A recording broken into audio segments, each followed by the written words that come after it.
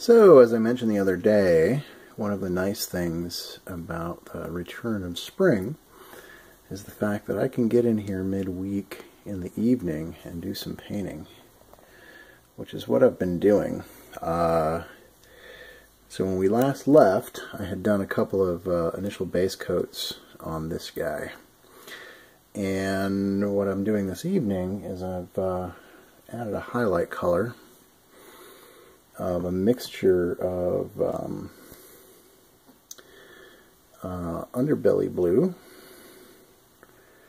with troll blood base, and that's just giving me a really a light version of the color, and I'm airbrushing that in. Now I've also mixed in some airbrush thinner, and let me tell you a little bit about my airbrush mix. I start with a lot of airbrush thinner. I'm going to say minimum 50%, so minimum 50-50 airbrush thinner paint. But I could easily go 75% airbrush thinner. And the reason is that the airbrush thinner gives me sort of a perfect consistency to start from. And no matter how much of it I add, here's my cup right here.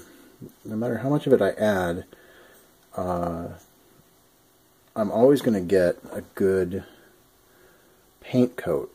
So for example, if I had 75% water, 25% paint, that is just going to make a runny mess.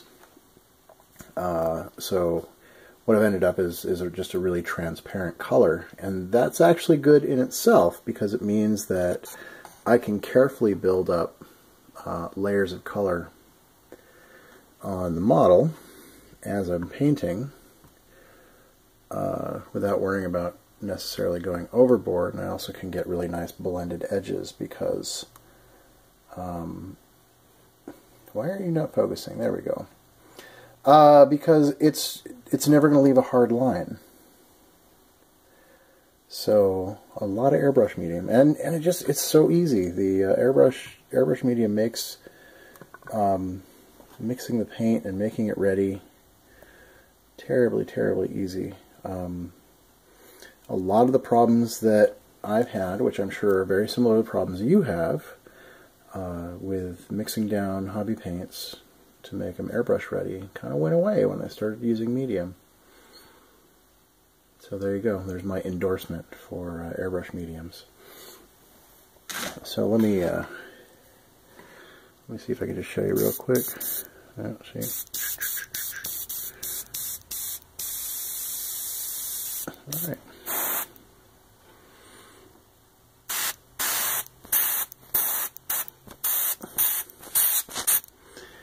And I just go around everywhere where I want to see that color pop. This is kind of an interesting area right there.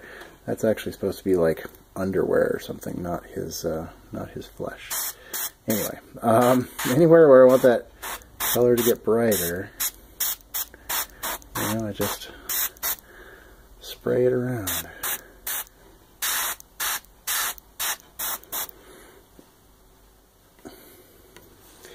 I have this little turntable here, but it's not always useful.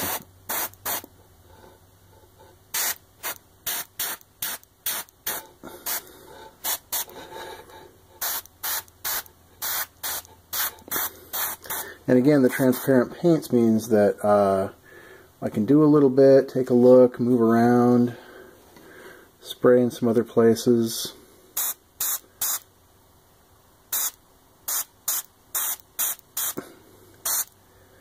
And then come back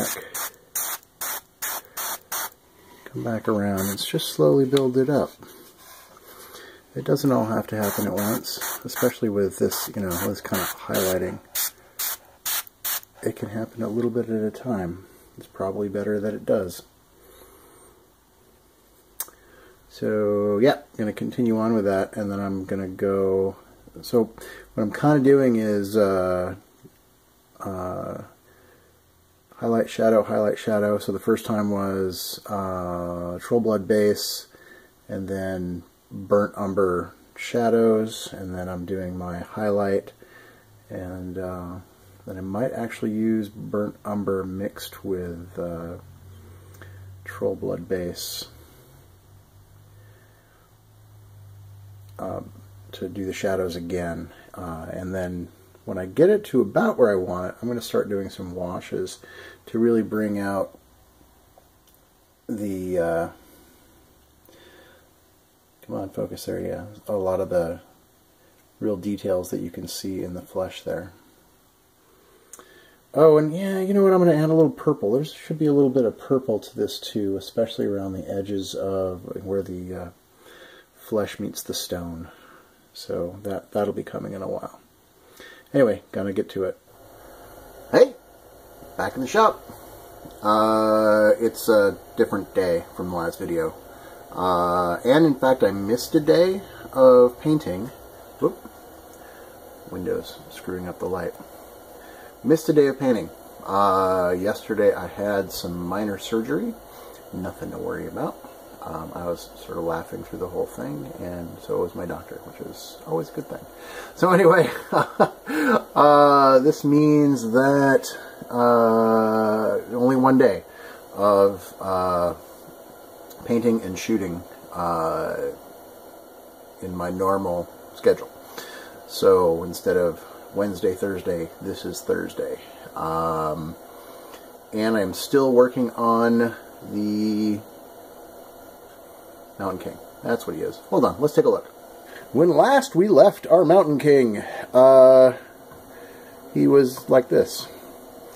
And so today, I need to get, so I forgot a couple of the little pigs when I was doing my initial airbrushing, so I've got to get those based. And then I think I'm going to put a lighter tone on the rock, just to bring that up some. And then I'm going to go back and I'm going to have to do a lot of touch-up because I'm going to use the airbrush, and that's not always a precise operation. And then what? Then I will probably start doing some washes on his skin, which, as I think I mentioned in the previous clip, which you saw just moments ago, and which I recorded days ago, that I was going to get to that. So here's where we are, and well, we need to get going because I only got one day, and I don't want to waste it. So let me get started. I'll come back to you in a little bit. Okay, let's talk about where we are. There we are. So, I did the base coating on the little pigs that I'd meant to do. I rebase coated the rocks, and then I've been working that color up. First by starting with lightening of the burnt umber that was the original base, and then by moving to Menoth white base. On top of that, and then over on top of that, I had a really thin coat of raw sienna to give it a little more orange. I'm trying to match the colors on the box as well as I can, but without knowing exactly how they did it, it's not going to be exact, but I can get in the ballpark anyway. The other thing I've been doing, and let me see if you can see it, is working on some of the purple. Let me see, that's not a good place to see it.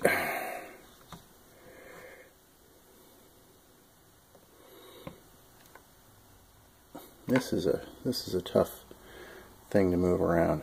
Maybe in that area. Yes. If it would focus, I could show you. What if I get really close? Oh, it still wants to focus on the head down there.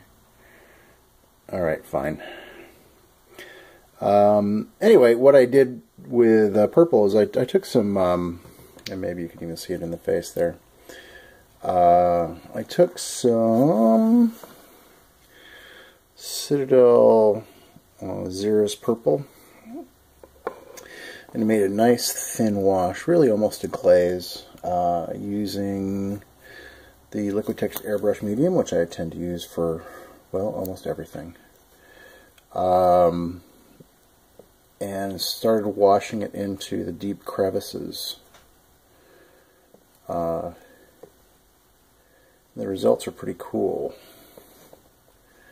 Very nice, actually. The same purple is utilized in his tongue, but then that's also mixed with some of the troll blood base in various amounts to do the highlighting. Actually, I really like his chin and sort of lower teeth there too. I think it's a good look at how that coloration is coming along. I might even glue the head on at this point. It's pretty much done. It could go on. And the tough part here isn't so much the big areas. The big areas go really fast. It's all the tiny, tiny little rocks all over his body that you have to go in and pick out and highlight and shadow. And it's a lot of work. It's a hell of a lot of work. And that's what I've been working on. And I'm going to continue to do that. This is quite the project. So I'm going to go get some more work done, and I'll talk to you in a bit. So I managed to get a lot more done today than I really expected to. Let me see if I can put this in a position where you can see it.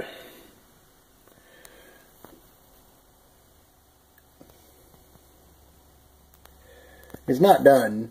There's still a bit of work left to do. Pigs all need to be painted.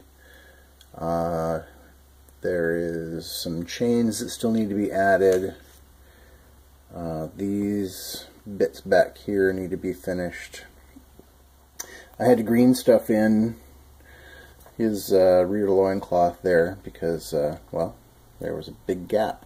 So that's going to need to get painted. If you're wondering why it's so shiny, it's just because of my copious use of airbrush medium as a glazing agent. Makes everything kind of shiny. So yeah, but as you can see, a lot of painting got done, and I'll probably do a little bit more today, but I think I'm going to go ahead and go to, well, maybe we'll see, because I'm going to need to download all these videos and edit them. But I had to go back around with the purple where the rock bursts forth from the flesh. That's really turning out to be really nice. I mean, it's really working out. The wash is working out well. I attached the head. Grr. Grr. I attached the loincloths, one of which I did before I probably should have, and then I had to paint all the little stitches with it on as opposed to being off, because I don't know why I totally spaced on that, but I did.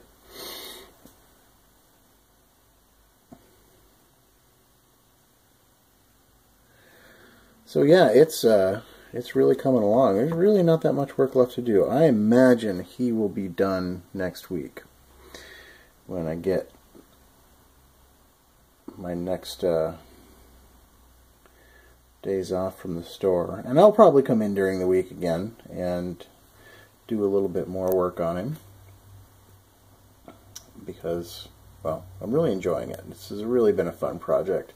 And if you've never done a big project like this, I highly recommend it. It is a lot of fun. It's very freeing in many ways to go from painting tiny stuff to painting big stuff. You get to apply all of those skills that you learned on doing small things on a large scale, and the results can be really nice. So anyway, that's going to be it for this video. And I wish I could have done more, but yeah. Well, this is what it is. And thanks for watching. And as usual, if you liked the video, be sure to like the video. And if you want to make sure you see more of my videos, then please subscribe. And that will guarantee that there's a better chance of actually seeing the videos as they arrive. But that's it for now, and I will talk to you all later.